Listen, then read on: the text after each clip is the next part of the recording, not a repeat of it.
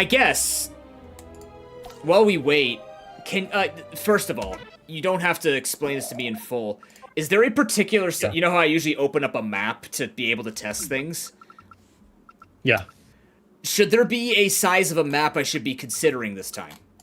I don't know if you have any maps that use the Bastion Palace theme with like holes, because I think that would be the most appropriate to transform into the Thundervolt Bastion theme that comes out today. The what theme?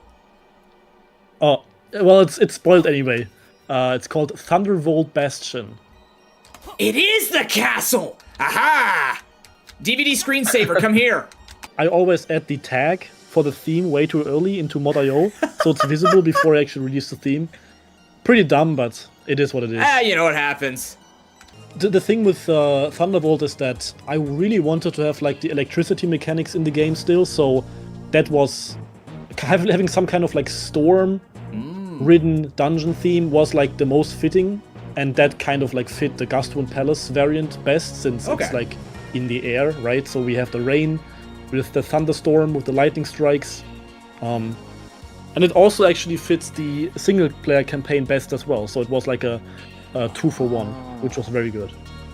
Yeah, we figured when we saw the sort of the hint to the, you know, the underground Minish Cap hub of sorts, that we saw the different symbols. Right, we see 8 symbols. So we were like, okay, 4 main, or then you brought out 5 main, and we go, okay, so there's going to be a couple of variants in there that probably have to exist. So I think the Thunderbolt was on there, or a sun or something like that, so...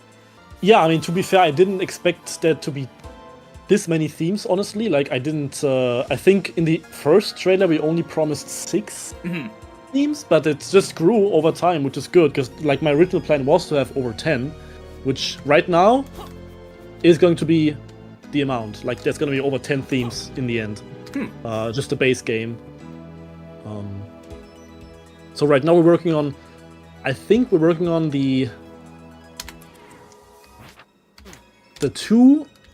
one of the 2 last themes that will be in the game, which is pretty good. Pretty exciting. They will release... I don't know if we will release them before the 1.0 launch, since they correspond pretty much to the campaign itself. It wouldn't make that much sense to release them outside, but potentially. I would imagine that if we delay the single-player campaign release, since it does need quite a bit more time in the oven, that's for sure, we definitely can't make the May release. I'll probably have to slot in one of the themes as another major update in time. That would be good in my opinion. Right. Yeah, so I was counting, so there's 6 main themes right now that aren't variants, and then you have the Moonlit Grotto, which is the Forest theme, Forest Dew alternate. So if the Volt Bastion, Volt Thunder Bastion. I play Pokemon, we use Electric and Lightning. What's it called again? My bad. Thundervolt Bastion? Yeah, like, we have 6 main themes with the variants. I think we have 2 variants right now, yeah. Ideally, I guess every theme has a variant, but I don't know if we have the budget for that, honestly. Before 1.0 at least. Like, after 1.0, I'm happy to do that if the game makes enough money, but... yeah... I guess I'm sort of thinking about the themes you have now. And the antithesis, so I like the idea of, you know, you went from an ice forest to sort of a haunted forest. And if Thundervolt Bastion is a thing, that would be the antithesis to kind of like a calm sky. So, like, the opposite of water or fire would be ice. I'm curious, you don't have to spoil, obviously, but it makes me think, like, you added honey, because that's a good point that Sleepy Sleep brought up. Honey is there, so, like, I'm trying to think, usually the opposite to fire or water would be, like, ice. So I'm trying to think, there are some things here that almost seem, unless it was just more water or more fire, like, either you guys got really, really creative, which is not to say that you didn't get creative with, like, Haunted Forest versus Nice Forest, but I feel like the themes that we haven't seen the alternatives for, rightfully so, would probably be more difficult to make them stand out other than, hey, it's ice, but red. You know what I mean? Yes. So... yes. No question. No question. I mean, with the honey, I would like to have, like, a beehive theme. I think that would be kind of funny. But I don't know... I don't know how, like, it probably wouldn't be a variant, since... I I mean, It'd be kind of like forests, though, right? yeah, I right. guess. What else do you unless you go the way of like Cuphead, where you go like urban bees? Yeah. Yeah. Yeah, it'd probably have to be like a completely new theme, which is fine. I mean, I'm not against having like I'm not in favor of having all like theme variants. That's not a necessity. And with modding, people can add like their own theme variants anyway soon, so that's not really a concern for me. Yeah, that is true. Like the modding scene, we haven't talked about the modding since we were supposed to talk about the modding, because we were supposed to do an interview about the custom themes. But we can talk about all of that now, because effectively your entire game is nearly moddable.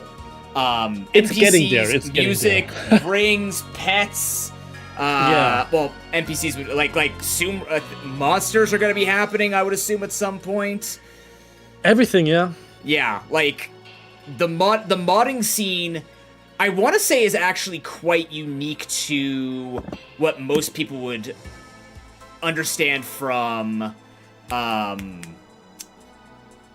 a maker genre, because most kind of just give their own assets, and I feel like the modding scene kind of just takes it a step further than I think most companies would go for. Was this something that you guys were looking to try and ensure that modding could happen to stand out, or because you value the creativity of others? Like, what was... Modding came really quickly, in my opinion, for this game, like really early in its development. Yeah, it's tough, honestly, because the thing is, like, Questmaster has always been moddable from the very get-go. Like, from when I started in 2021, I always made it, like, modding first. That was, like, a big thing for me, but when we got with Apogee, they told me to remove it, since it would not be the best move in respect to, like, copyright and stuff like that. Obviously, we can see that the workshop right now already is flooded with the Zelda stuff, which was not a surprise, but I'm happy about that. So I think just a few weeks ago, I think at the start of this year, I just made a bold decision to just add it back, since I did see a drop in interest, or like just having a steady interest in the game, so I figured adding modding could potentially elevate that to a significant degree. Yeah. Which we haven't seen yet, but I think it's fine since it's still in early stages. Yeah. But yeah, I think especially the music modding is very crazy, since the music transforms like the ambience of your dungeon so much, and I'm so glad that it's so popular. Like, we have so many music mods already, and it's so easy to add them, so it's really cool to see. I'm really happy about that. Yeah, and I honestly, like, I'm no business person, but something that I've known from business a lot is sort of like the increments that a lot of people will give are kind of like testing the waters to see, you know, do we actually invest into something this intense like modding would be on a budget. So the fact that I honestly think it's a spectacular call, because it is something that a lot of makers don't do. And it is a creativity limitation for a lot of people. They're not going to do what I'm doing, where I'm literally recreating Pokemon games and pretending that something is a particular Pokemon, right? A lot of people don't necessarily have or want to do that creative thinking, because it's very difficult to do, and it's time-consuming. So if you have someone who has a particular set of skills, like they're in the tech or they're in the music industry, like I have a friend, she does video game soundtracks, and I told her, like, when I could afford to pay for your services, I want to put a song in this game. For my, like, I want to put Pokemon homage themes, because I know she can do it. She's done it for me before. And I'm like, I think it would be really cool to have these sort of teams come together, because then you can think about other sort of advertising ways of just going like, hey, if you've got a bunch of people who know how to make sprites and music and stuff like that, you just engage a lot more of a community and a consumer base by giving those tools. Absolutely. And also, I think it also shows trust. You know, you're not worried about people, like, abusing your systems because you have your own moderation, things like that, but also, it just, I think it personally includes people into that development, and probably gives you ideas, too. It absolutely does, yeah. I'm actually kind of glad to add it, since I'm looking forward to see what people will create, especially once I add, modding items and enemies and stuff like that. Not to say that I will just, like, add mods into the game, like, into the base game, like, straight up, but we'll probably, like, I'm pretty sure that there will be mods that I will just take with the agreement of the author, obviously, and we'll polish it up a bit with the graphics and the stuff, and then we'll just have it into the in the base game, because why not, right? I think it's a testament to how robust the modding tools are, and this is exactly what I want them to be. With the modding, like, it's arguably pretty dumb to edit at this stage, since development-wise the game is so far. So having to add modding, like retrospectively, is quite a task. This is why it's taking so long. Because I have to rip out a lot of systems and replace them with something that's moddable, which doesn't always go hand in hand, unfortunately. Yes. So, and then we also have the decision about, like, since Questmaster right now is not programmable, right? You only use markup languages like YAML and JSON to add moddable stuff, which is also something that I've pondered about, since I could add a scripting language like Lua and allow people to mod it even further, but that would require even more refactoring of the code base to allow that. So I'm sure someday we'll get there. That's the plan, because like my plan even is to allow people to export their dungeons and overworlds as standalone games, like executables. Oh, okay. Yeah. All right. So like kind of Questmaster engine level, right? Not just like Questmaster the game. That's like a big plan of me, and I kind of already achieved that. Like it's possible right now. Of course, the tools are like private. I have to figure out like the copywriting stuff, because like the code belongs to Apogee and stuff like that. So we have to make some kind of open source licensing and stuff like that. It's a bit of a headache, but I'm pretty sure it can be really awesome if you can actually do that, especially with mods, right? You can actually literally make Zelda fan games with Questmaster that don't resemble Questmaster at all, right? So kind of replacing any and all of those other Zelda makers out there which exist, because you don't even have to have Questmaster to play them, right? You just have to have the executable of your dungeon. Yeah. If the creator wants to do that. I don't know why, but like the philosophy of like why not really is with me nowadays. Especially like I added the custom music on, I think, Saturday, right?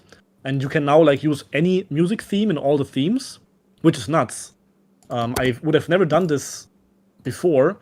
And also what we're adding now is to allow mixing themes. So like you can now choose, like you will be able to choose the theme per floor, not just for the whole dungeon. Before 1.0? Yeah. Julian, I needed this a month ago! Damn it! It's such a trivial thing, but yeah, it's really nice. It's really That's not trivial! What? I mean, code-wise, Okay, yeah, but design-wise, you said so yourself. Music makes or breaks a scene. Now, I already have to build to the signs. Ooh, I gotta build per floor now. It's okay, I was ready for that. It's crazy, yeah. Okay, Thundervolt Bastion. First of all, I think there are some issues. What's up? No, what's up? I think there are some issues with the sounds. Since I'm like, I don't know if you noticed, but like there is no longer the Fmod splash screen when you start the game. Oh no, I didn't notice that. Yeah, that's because I removed it. Like we no longer use Fmod.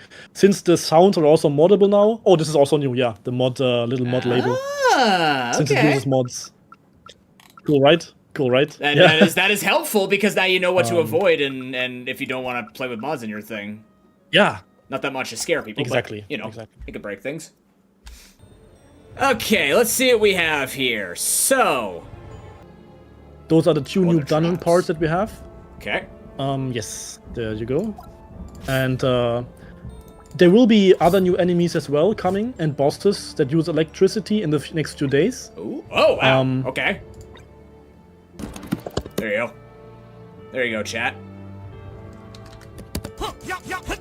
Okay, so they don't die unless we, I guess, beat their elemental. That zaps me. Doesn't damage me, though. That's nice. I'm assuming you burn. But yeah, when you hit them with the sword, you don't get damage, but when you touch them, you do get damage. It's like just to balance it out slightly. The other thing I really like about this theme is the backdrop, like the clouds with the thunder. If you play some holds down, you'll see the I noticed this. Really cool. That's a really nice. Like, I like the sky theme is already beautiful, and I really like how this looks. Like, it's really well done. Yeah, it's the best ambience for sure. I really love that. Just like the thunder is so cool. That doesn't do it. Nope, that don't do it. There are ideas for electricity with water, like the water tiles. Oh, okay. We'll see. We'll see.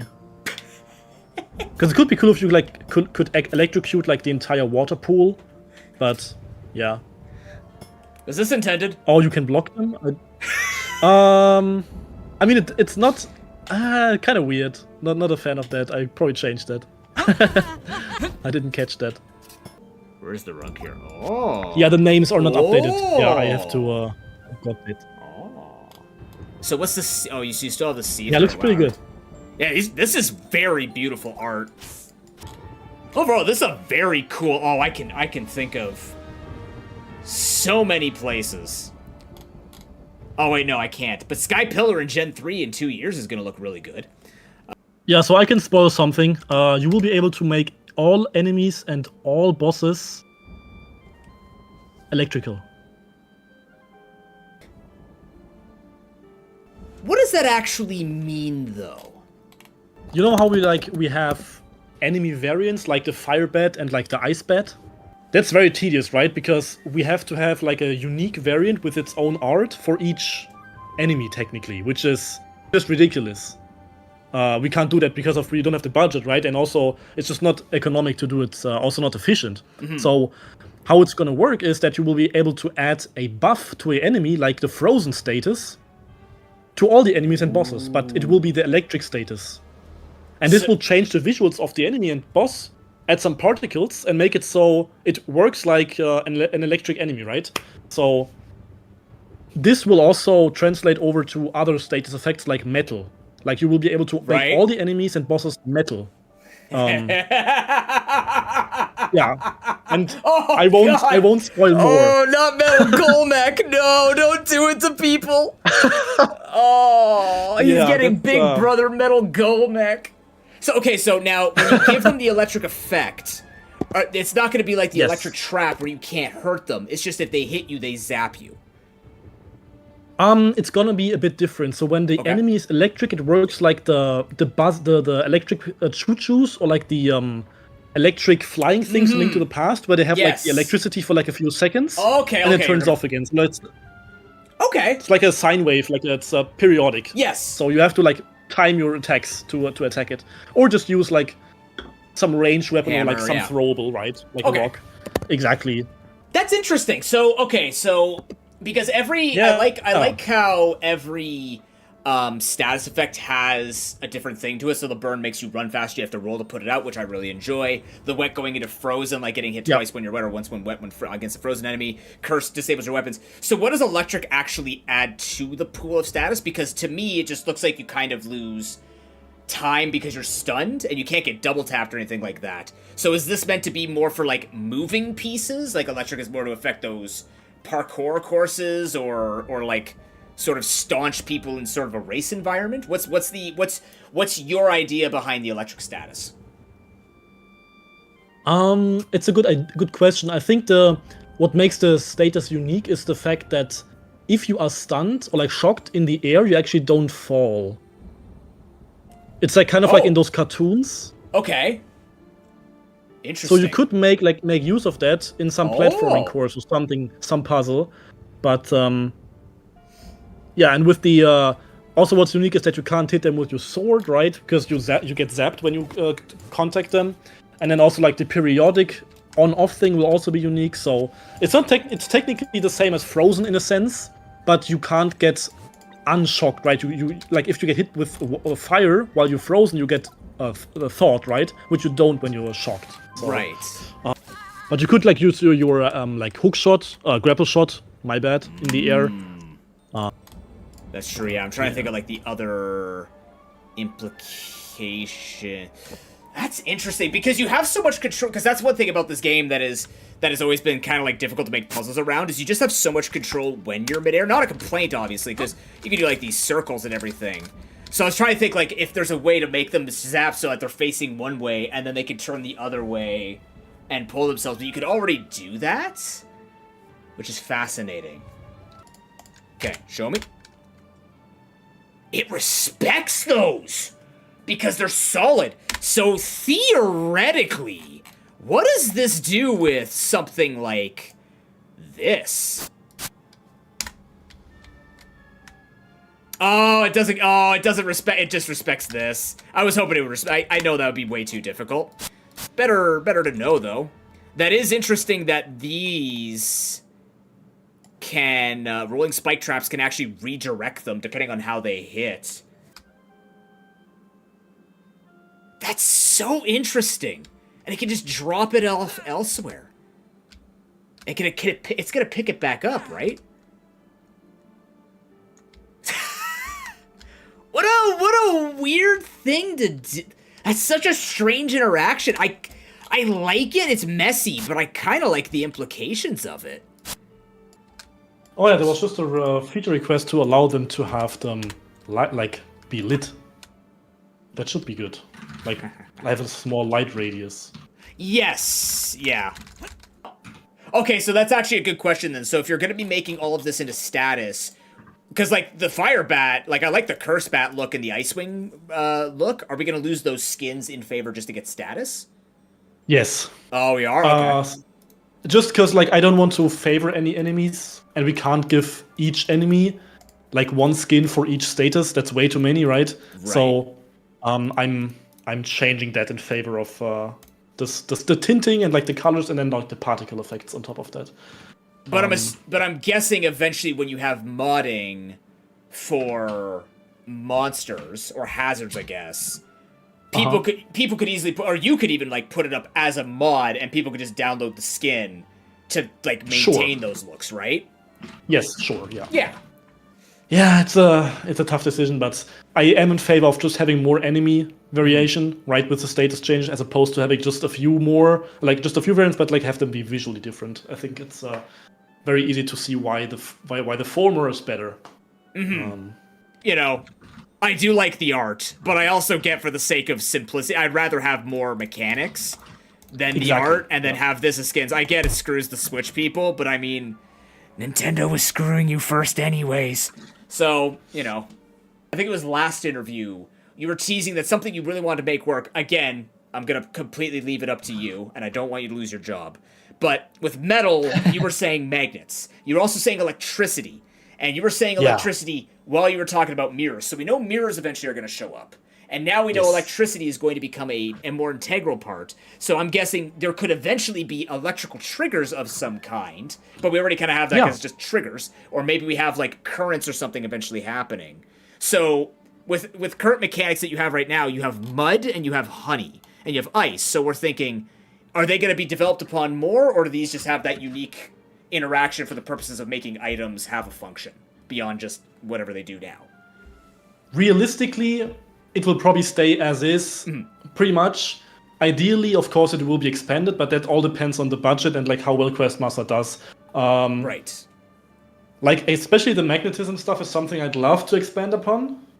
But you seem very passionate about magnets. Yeah, like really definitely passionate. won't happen. Definitely won't happen before 1.0. That's for sure. So how much do we have to sell this game so that you can build magnets into the game? I think if you look at the rate, like the review rate, I think once we pass 1,000 reviews, we're good. So chat, this is what you need to do. This is what we need to do. Okay? I'm not saying this already, but follow me because I'm already making Questmaster. Follow every creator that you could tolerate who plays Questmaster on Twitch, alright? That's step 1. Step 2, if you have the game, go write a review like Julian has really nice hair. You could do something as simple as that, or you can write a 4-page dissertation on how the game literally changed your life and saved your mother from the brink of death. You could do whatever you want there. Then what you need to do is you need to come together as a community. All of us need to come together as a community, set up one enormous event. We get some really big creator's name in here. I don't know. Let's get Andy. We get Andy, and then we bring everybody together, and we just have Questmaster be like a Questmaster-a-thon. And we just do like a 72-hour marathon of nothing but Questmaster maps. And then people can keep building them and adding them into the pool in real time. And then that's when we start putting this on national television. Can you make an enemy have multiple statuses? The problem with that is just visibility. Like, it's hard to convey that to the user, like to the player, that it's like both burning and frozen. And of course, that also doesn't make sense, right? So I have to think about it. Probably not. Fair enough. And that does make sense. Like, what would work is, like, you will be able to stack electric and metal, I would imagine. Probably, yeah. Maybe not. Yeah. But you probably also will be able to stack frozen and, like, any of the, like, statuses like electric. Because, like, then you will be able to thaw them, and then it's still, like, electric enemy, right? That makes sense? Yeah. I have to see what works and what doesn't. Just a balancing game. Please tell me the magnet, getting metallic on you or something like that gives you a debuff where if there's any electricity around you, it just sucks you to it. Like anything electric or like there's just like magnet enemies that stick their head down and just pull you towards them if you have the metal status. That'd be really cool, yeah. That'd be really cool. It'd be so lie. That would be a troll level's dream. Just having a bunch of hidden, invisible metal whiz orbs bolting around, just sucking you in all different directions. As long as you tell them it's Questmaster and nothing else. Okay, I have 2 more questions for you. What's that? This one's from Sign. He's been sitting on it the entire time. All right. I know it's midnight for you, but have you had breakfast today? Yes, I did have breakfast. Okay, I guess lunch. It's fine. That counts. That counts, yeah. Something that I've been questioning. The larger these mechanics get, will you be able to, or are you thinking of increasing the number of total triggers, especially global triggers, that we have access to as the game expands? Yes. I think my plan is to have...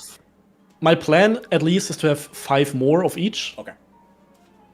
But it's just a bit difficult to design them visually because we already exhausted kind of like the shapes that exist, so we have to find 5 more shapes, which is quite difficult. But I'm not the artist, so it's not my job. I'm sure they can find a way. But yeah, I think having at least 5 more is nice. Somebody start a thread in Discord. We're gonna source some ideas for what shapes are. We need a rhombus. Yeah. We need a trapezoid. No, we need a trapezoid. What else do we need here? These are actually quite smart to be unique. This is gonna be that is actually quite difficult. It is, yeah. Oh yeah, just borrow the Tetris pieces. The Z piece, the S of course, piece, the T. Like, remember, T's, but you will be able to mod shapes as well. Oh really? So like you can just add, Like, as I said, like, when I say everything is moddable, I mean everything, right? Oh, okay. Like, everything you see on the screen right now, except how the UI is laid out, is gonna be moddable. Sweet. And maybe in the future, even how the UI is laid out, who knows? Okay, so what you're telling me is I could take Sad Goozer and I could slap Julian's face on it, and it could be House of Julian, and it's just Julian hopping around as a slime. Yeah. And you can react to that anime by reincarnation as a slime. Perfect, yeah. Or you can be... Oh, man. Are you going to allow chest mimics? You already have that, but, like... Are people just going to start making things look like chess, and it's just going to be ending up like a frozen Lunark? There's going to be a floating chest around? Ooh. Probably. Oh, man. Chat, please buy Questmaster! Yeah, please buy it. Please buy it. I'm just a broke 23-year-old German. You know, boy. like you don't get devs like this every day, and I'm not just saying that because I'm kissing ass again. I'm always kissing ass. But stuff like that is the reason why it makes me even more attached to this game. Yeah. Yeah, remember 1,000 reviews apparently keeps it alive. If you don't want the Sad Goozer to get it, this is no longer Cursed Goozer. This is now Sad Goozer. If you want to give Sad Goozer a home outside of the workshop, and live in, I don't know, Lestel's Mansion that I built, leave a review. I should probably leave a review now that I have 400 hours. It'd probably look good for somebody with 400 plus hours on a game to be like, yeah, this game's not bad. Probably should. This game's taken like a couple of months out of my life, literally. Do you want to see a secret? Hell yeah. Show me your secrets, my guy. I'll show a secret. Yeah. But there is a Pokemon game crossover that I'm doing, and I'm going to hide most of it. I'm just going to show you a little piece of it. That's hiding me, not the game. If you can guess what the crossover is going to be, based on the pictures, you can already hear it. There's a game it's a Pokemon game, and it's going to be a bit of a crossover. That's one of them. There's also going to be this one. I'll show this one off right here. And I spent a decent amount of time making this work. And I had to look at Bulbapedia quite a bit, and I had to line up the boards and make sure that they worked for everything and that they could copy the same size so that it could be doable. It's not perfect, but with the items that you're gonna have, you've got this little guy, and you've got different things you gotta do, and this unlocks something very special in it. So there's the secret that I was gonna tell you about. Look out if you're in my Discord, or look out in the Questmaster Discord, because it sounds like when this update comes out, I'm going to be hitting up Julian and be like, hey, you free in an hour? And then we do another deep dive into all the new mechanics to add on to Thundervolt Bastion. Gonna be amazing. All right, man. All right, everyone. Have a good night, y'all. Night, Julian. Bye-bye. See ya.